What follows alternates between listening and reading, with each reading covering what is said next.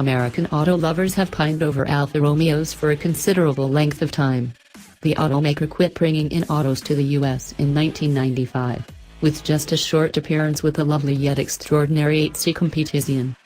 The 4C took after along a couple of years after the fact, however it too was a specialty item, mostly planned to raise mark mindfulness than raise deals.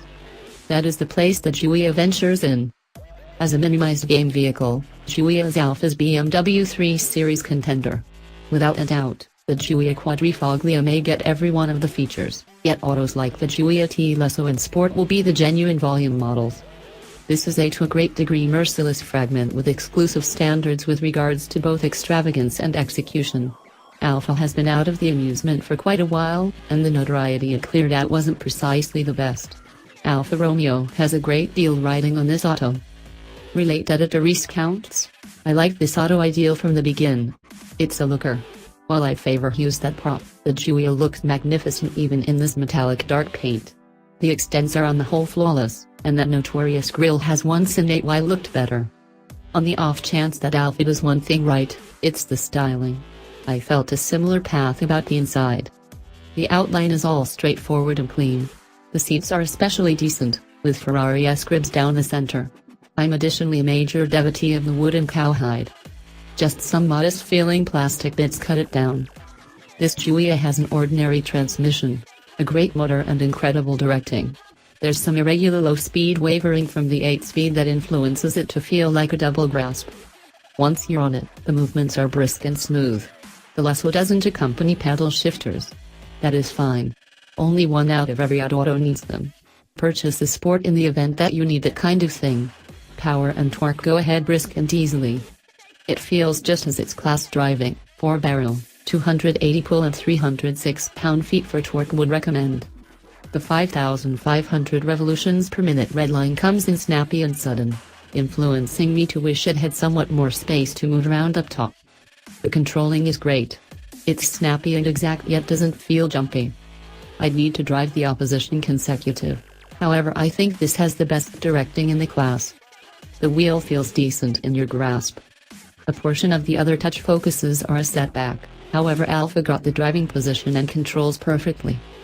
Editorial Manager-in-Chief Greg Migliori, the more I drive the Giulia, the more I like it.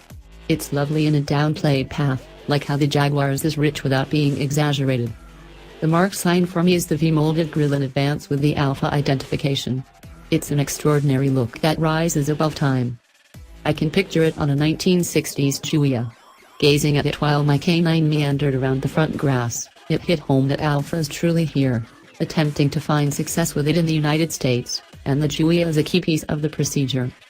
I found the 4-barrel motor, 8-speed programmed matching in this analyzer to be a smoother setup than the 8-speeds work with the Ferrari V6 in the Quadrifoglio I drove not long ago. The Quadrifoglio is a speedster, however this one done up in the luxury Lesso trim was more agreeable. Regardless, I observed the gearbox to be somewhat cruelly tuned, however when I dialed up Sport and laid on the throttle, the speeding up was solid and smooth, holding the low apparatuses as I impacted by a lazy BMW 7 Series at a stoplight. Inside, this Giulia looks awesome. The wood trim and rich cowhide make for a nice looking setting. It truly is laid out for the driver, as well.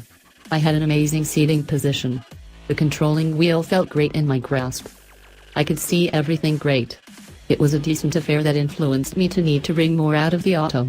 The Giulia is aggressive in the smallish extravagance vehicle portion against the Cadillac ATS, BMW 3 Series, Mercedes C-Class, Jaguars, and that's just the beginning, and Alfa brings its own particular one-of-a-kind dynamic.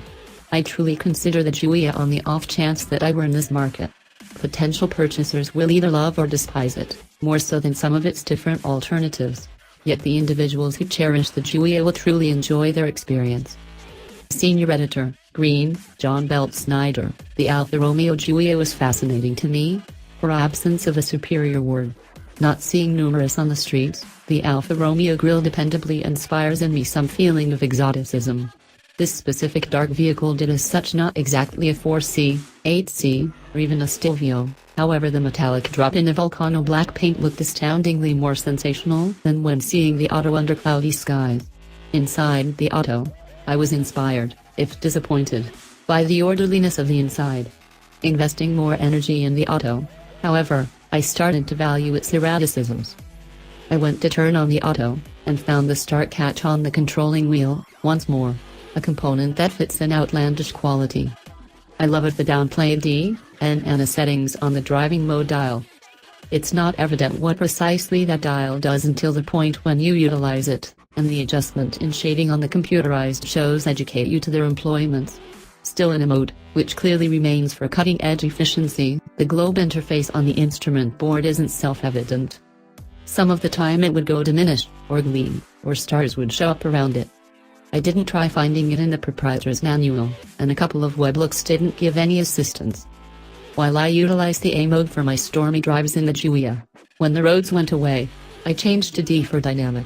The auto started to react rapidly to instruments, and I observed the Giulia to be very ready to move through the corners and dash through activity on the thruway. This Alfa is still somewhat cryptic to me. In any case, now, that alone influences me to need to drive it more. Relate editor Dole Stock Stale. I've been an Alfa Romeo cynic for a long time.